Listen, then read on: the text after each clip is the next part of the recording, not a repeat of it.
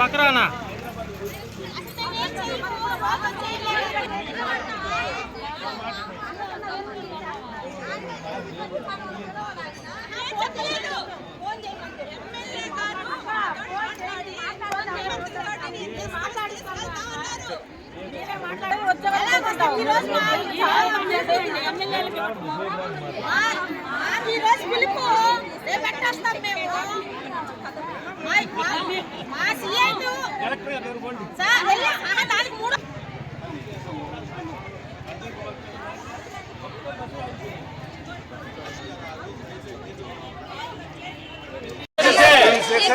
MLA గారు వచ్చినప్పుడు కుర్చీలు వేసి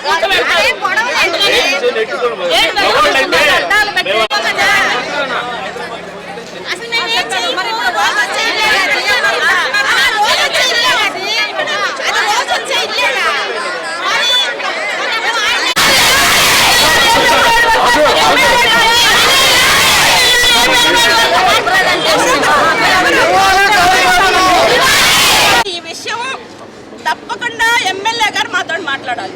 ఏం చేస్తారనేది ఎమ్మెల్యే గారు ఇక్కడ లేరు అని చెప్పారు. కనీసం ఫోన్ చేయాలి, మేము ముఖ్యమంత్రి గారి దృష్టికి తీసుకెళ్తాము.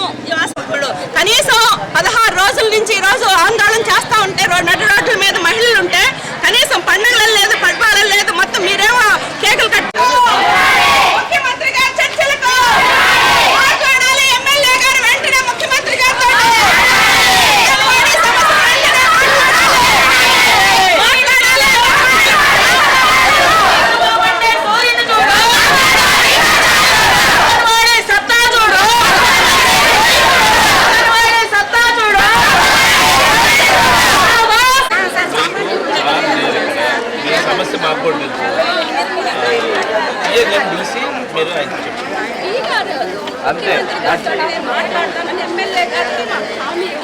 సార్ లేట్ కదా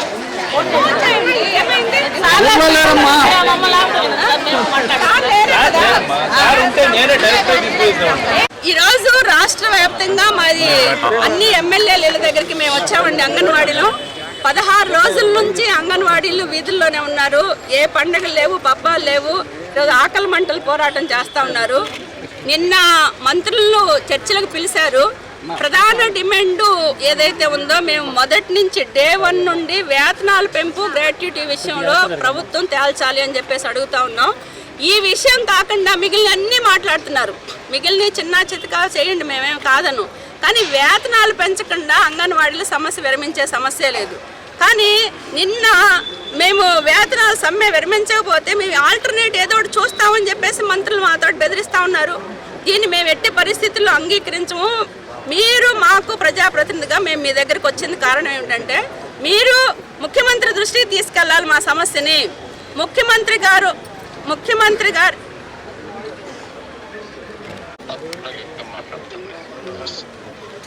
ఓకే, థ్యాంక్ యూ అండి.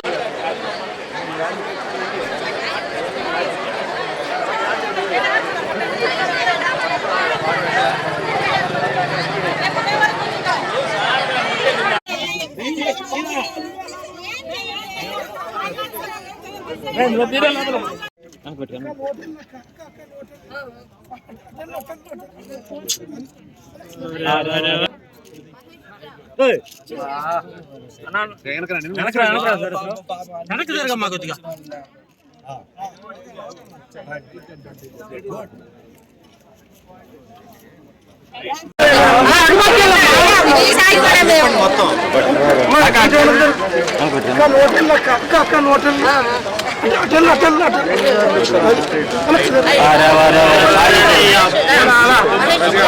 మహేష్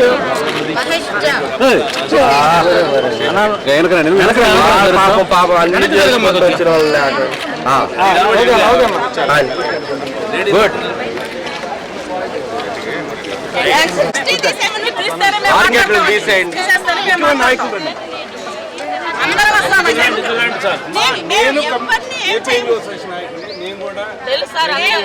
మేము కాదంటలేదు. ఈ రోజు రాష్ట్రం అంతా అంగన్వాడీ మొత్తం అందరూ ఎమ్మెల్యేల దగ్గరికి వస్తున్నారు. మేము కోరేది ఒకే డిమాండ్, ఎమ్మెల్యేని ఈ రోజు జీవోలు ఇవ్వమనో వేతనాలు పెంచమని మేము అడగట్లేదు.